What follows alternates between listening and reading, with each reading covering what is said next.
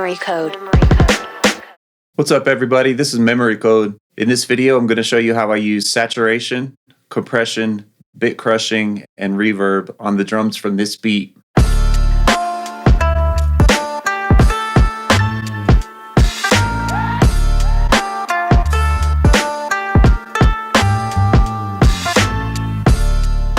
Let's get into it.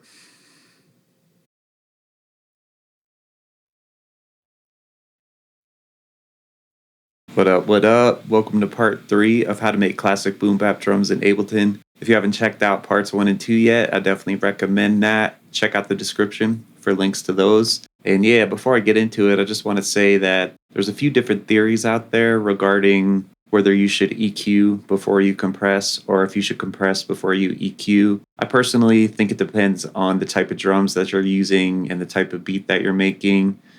Me personally, when I chop up a drum break into a rack like this, I like to EQ each sound separately and then compress after that and add the other effects. And then when I'm done with that, if I feel like it needs extra EQing, I'll just add another EQ after the effects. So yeah, I'm going to show you how I do that. And before I get into it, I'm going to just click this selector here to collapse everything in just so I can see more clearly. And then I'll just start adding the effects here. The first thing I'm going to do is add saturation.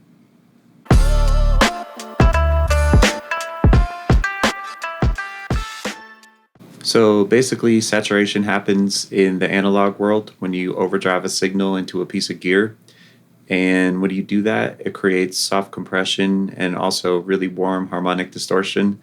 So it just gives you a lot of extra color and character and vibe to a sound. And you can recreate that in the digital world by using effects and plugins.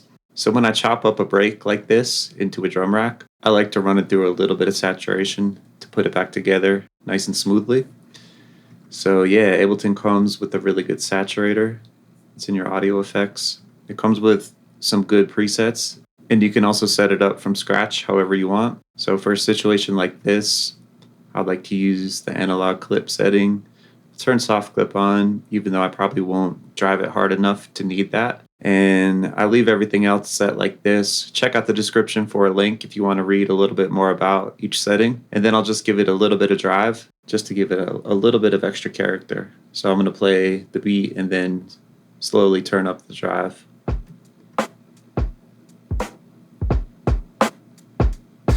And I want to do it so I just barely notice it. Here's kind of a lot of drive.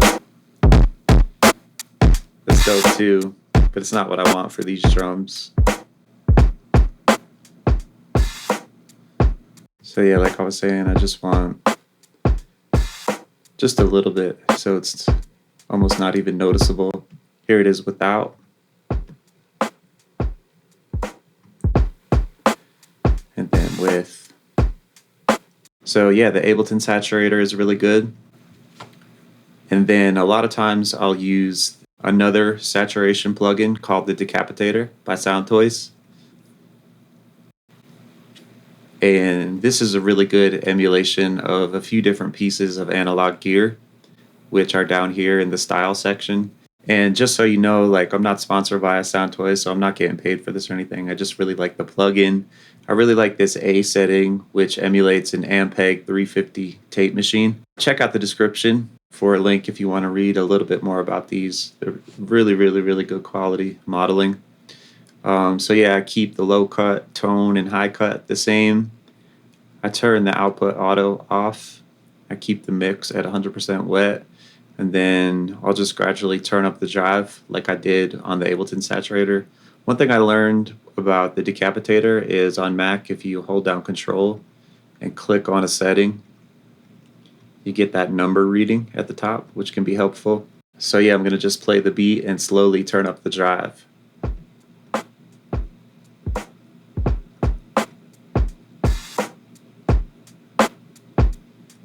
And again, you can really drive it.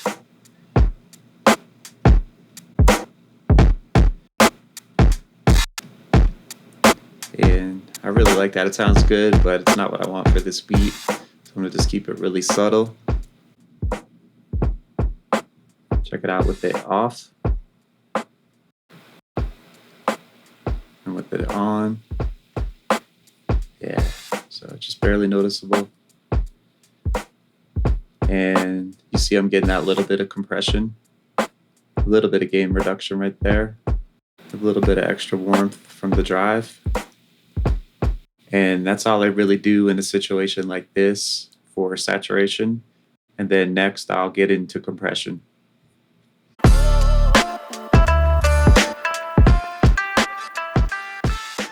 All right, next I'm going to add compression. For this, I'm going to keep it simple and just use the built-in compressor on the drum bus.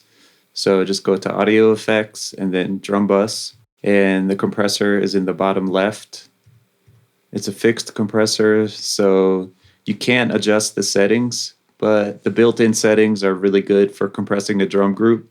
So it works really well for a rack like this. So yeah, just real quick, the settings are a pretty fast attack, a medium release, a moderate ratio, and then a good amount of makeup gain. So yeah, you just turn it on. Here it is. Here it is without. And then with. And then after that, I just add a little bit more grit up here. So I'll turn this distortion section to hard, but I'll keep the drive really low.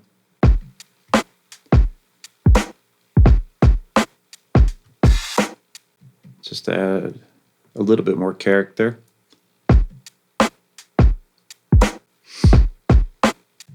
And then the last thing I'll do is a little bit of transient shaping. You can do that right here. So if you turn this dial to the left, it emphasizes the attack and turns down the sustain.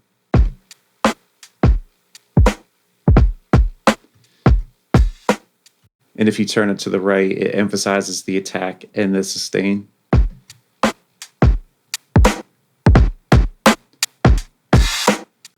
So I'm going to just turn it a little bit to the left just to tighten up the drums a little bit more.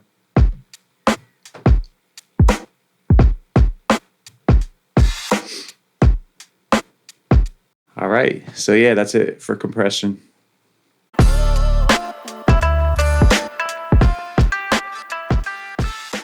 Next, I'm going to add bit crushing. Bit crushing is just reducing the quality or the bandwidth of a sound in order to add distortion. So I like to do a little bit of that just to kind of give it the vibe of an old sampler. So yeah, Ableton comes with a good bit crusher. It's called Redux. You can find that in your audio effects. But I really like this other bit crusher, and it's a free plugin too. So check out the description for a link if you want to get that. It's called Crush. And it has these three main settings that you can adjust: drive, crush, and downsample. And then there's a filter section, a dry, wet, and then you can do a bunch of routing with these modulations. It comes with some really good presets. So for this, I just used the Bit Crush preset. And so here's what it sounds like at 100% wet.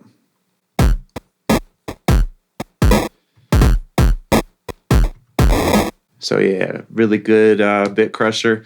I'm not gonna be using this section to blend the dry wet. Instead, I'm gonna turn this into an effects rack. So that way I can EQ the sound that's going into the bit crusher. So in order to do that, just right click on the device name and hit group. It puts it in a rack. And then real quick, I'm gonna just name this. So just click right there and hit Command R on Mac. And I'll call this Bit Crush, and then I'll call this Chain Crush. And then I'm going to add another chain under that. That's going to be dry. So in order to add another chain, just right click and do Create Chain. And then I'll call this dry. When you do this, it just splits the signal, and then you can blend them together. So here's the bit crushed chain. And here's the dry chain. So when you play them both together, you have the original sound and the bit crushed sound. So this is a concept known as parallel processing. And the reason why I do it like this is so I can add an EQ before the bit crusher and control which frequencies of the drums are being crushed. So I'm going to cut out the lows and the highs. I like to do this because it helps keep the mix clean. So yeah, here is just the bit crushed signal with the EQ before. And here it is without EQ.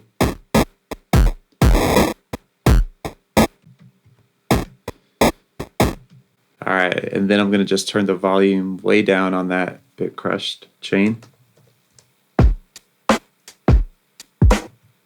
And just turn it up a little bit.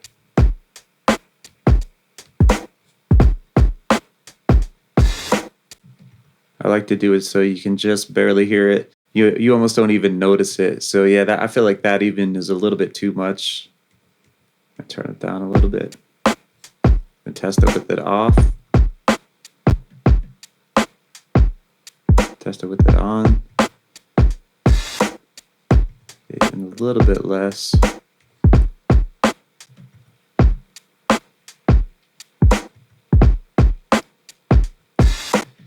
Yeah. Just adding a little bit more character. And the reason I like to have this after the compression is because I don't want that crushed signal to be brought to the surface. I want it to kind of hang a little bit below the surface so it's just barely noticeable.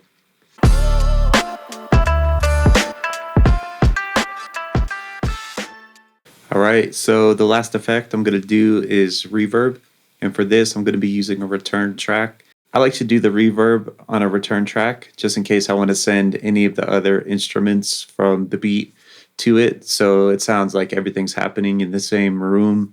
So yeah, to access your return tracks, just click this little R button and that pulls up your return tracks. I'm going to add the reverb to return A. Ableton comes with a pretty good reverb. I don't really use it that much though. It's definitely, if that's all you have, it's really good.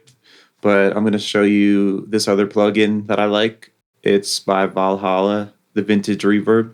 Anything that I do with this, you can just replicate it with the Ableton Reverb or whichever one you want to use. So yeah, I'm gonna put that on the return track, and then I'm gonna just adjust a few things. I'm gonna keep the mix at 100 since I'm sending the drum channel to this. I just want 100% wet. I'm gonna turn the pre-delay to 0. Pre-delay is just the amount of time between when the initial sound hits and then the reverb sound starts. So I want the reverb to start right away as soon as the drums hit it. This reverb comes with a lot of really good modes. I really like concert hall for drums though, so I'm going to keep that set. I'm going to keep all of this the same. I'm going to turn the attack up to 100. I'm going to cut out a little bit of the lows just to keep the mix cleaner and a little bit of the highs. I might adjust that later. And for the decay time, I'm actually going to set this based on the relationship of the BPM to a quarter note. So you can find conversion charts for this. Check out the description for a link. Here's one that I really like to use. So yeah, you just type in your BPM and then it tells you the different note subdivisions based on milliseconds. So a quarter note at 85 BPM is 706 milliseconds. I'm going to round that actually up to 0.71.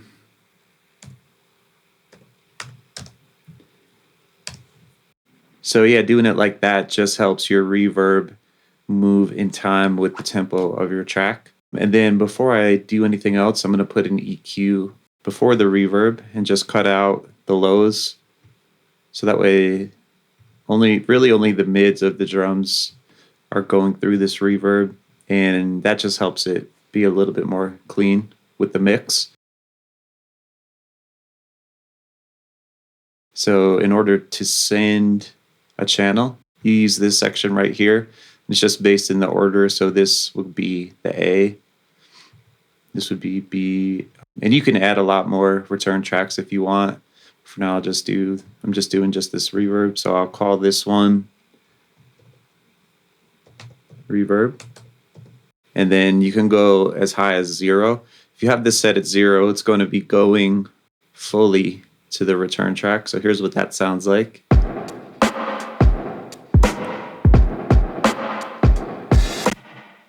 And just like all of the other effects, I want this to be really subtle. So I'm going to start by turning it way down and then gradually turning it up. So you can see even at -24, you can still kind of hear it. But I want to hear what this sounds like with the rest of the beat playing. So I have all of the instruments grouped together so I can turn them all on and off at the same time. So here it is with the bass and the sample and everything.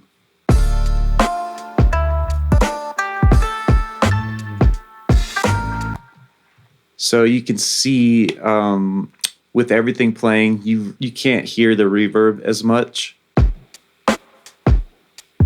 It kind of blends into the background. Turn it up just a little bit more.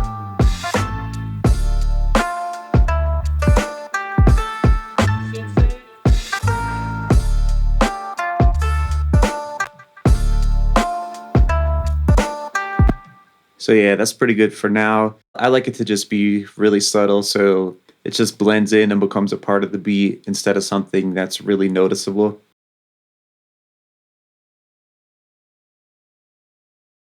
And then one last thing I'd like to do is add a utility to the reverb return and just turn on the bass mono. I'll set that at 300.